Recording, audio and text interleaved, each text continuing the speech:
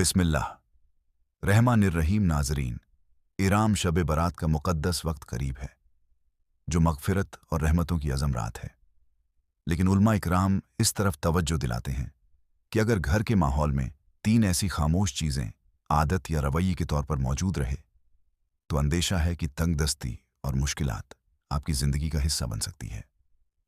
लिहाजा शब बारात की बरकतों से पहले पहले अपनी आदतों और रवायत में मौजूद इन चीज़ों को पहचान कर अपनी ज़िंदगी से बाहर कर दें, वरना मुमकिन है कि आप रफ्ता रफ्ता रूहानी तौर पर बेसकूनी का शिकार हो जाएं। वह तीन चीज़ें क्या हैं? अक्सर हर घर में कोई ना कोई ऐसा रवैया या छोटी सी बात छपी होती है जो दिन ब दिन बरकत को कम करती चली जाती है। क्या आप वाकिफ़ हैं कि वह क्या है? अगर आज उस आदत या सोच की इस्लाह ना की गई तो मुमकिन है कि यह आपके घर में रिस्क की कमी, बदकिस्मती के साए और मनफी असरात के दरवाजे खोल दे। क्या आपने कभी गौर किया है कि कुछ घर ऐसे क्यों होते हैं जहां कदम रखते ही तबीयत बोझल होने लगती है? ऐसा महसूस होता है जैसे फिजा में कोई भारीपन हो और दरो दीवार पर एक अजीब सी खामोश छाई हो। बज़ाहिर हर चीज अपनी जगह दुरुस्त लगती है, मगर फिर भी रूहानी सुकून कहीं गुम महसूस होता है। घर में सफाई भी है, नमाजों का एहतियात भी और जिक्र व अज़कार की गूंज भी, लेकिन फिर भी दिल मुतमिन नहीं होता। नींद अधूरी रहती है और सुबह उठते ही जिस्म थकावट का शिकार लगता है। आखिर ऐसा क्यों होता है कि दुआओं के बावजूद भी वह दिल्ली सुकून मयस्सर नहीं आता जिसकी हमें तलाश है? खुशियां जैसे घर की दहलीज से ही वापस लौट जाती हैं और सीने पर एक अनजाना सा दबाव महसूस होता है।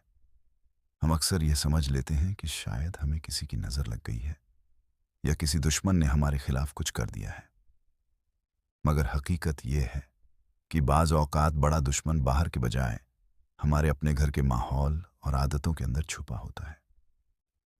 हम खुद बेखबरी में ऐसी बातों को पनाह देते हैं और अपनी गफलत से उन्हें जगह मुहैया करते हैं। ये वह बातें हैं जिन्हें हम मामूली समझकर नज़रअंदाज कर देते हैं, लेकिन उलमा के मुताबिक यही वह सूरत हाल है जो घर के रूहानी नूर को अंधेरे में बदल सकती है। मुमकिन है कि यही वह वजह हो जो रहमत के फरिश्तों की तवज्जो को मुतासिर करती है और वसवसों को शह देती है। इसका मतलब यह नहीं कि घर के अफराद बुरे हैं, बल्कि वह इन चीज़ों के असरात से खुद भी नावाकिफ होते हैं, और जब यह बोझ बढ़ता है तो इंसान के दिल पर एक अजब सी घुटन महसूस होने लगती है। ऐसा लग सकता है जैसे सांस लेना दुब हो और रूह किसी अनजाने खौफ की गिरफ्त में हो। इंसान जद्दोजहद भी करता है और दुआ भी, मगर सुकून की वह राहत महसूस नहीं होती जिसकी उम्मीद होती है। इसकी वजह वही छुपे हुए रवैये और आदतें हो सकती हैं जिन्हें हम अपनी जिंदगी का हिस्सा बनाए रखते हैं। मगर अच्छी खबर और उम्मीद यह है कि अगर आप आज इस हकीकत को समझ लें और उन मज़मूम आदतों को अपने घर और अपनी फिक्र से निकाल दें, तो इंशाअल्लाह आप देखेंगे कि किस तरह घर की फिजा तब्दील होने लगती है।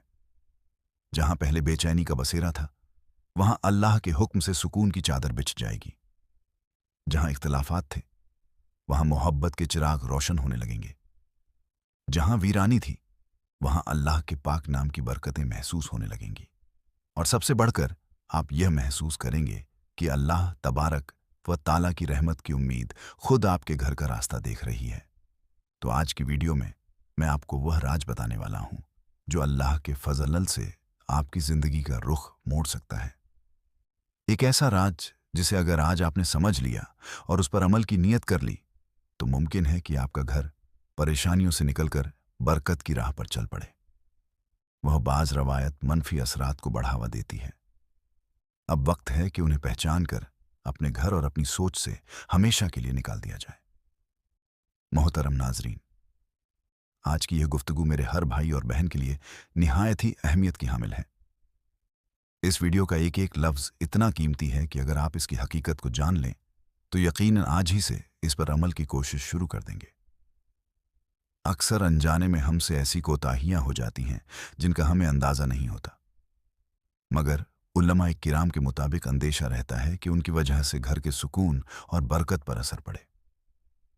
अगर इन छोटी छोटी सुधारों इस्लाह को अपना लिया जाए तो अल्लाह के हुक्म से उम्मीद है कि घर की बेबरकती दूर हो सकेगी और रिज्क में कुशादगी के रास्ते खुलेंगे।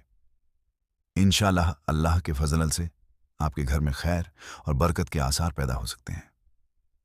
मोहतरम नाजरीन, अल्लाह रब्बुल इज़्ज़त ने इंसान को इस दुनिया में भेजकर जिंदगी बसर करने के वह बेहतरीन तरीके सिखा दिए हैं ताकि वह अपनी ज़रूरतों को निहायत आसान और पाकीज़ा अंदाज में पूरा कर सके।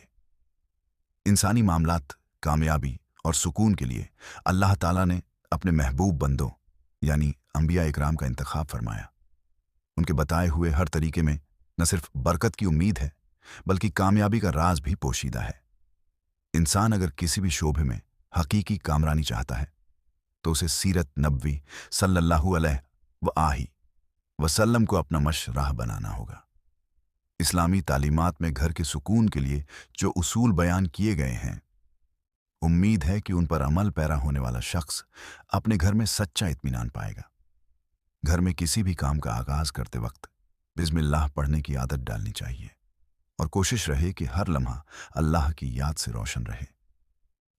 आज के इस जदीद दौर में अक्सर लोग वक्त गुजारने के लिए फ़ोन का बेतहाशा इस्तेमाल करते हैं, जिससे न सिर्फ कीमती वक्त हाथ से जा रहा है बल्कि नेकी कमाने के लम्हात भी निकलते जा रहे हैं।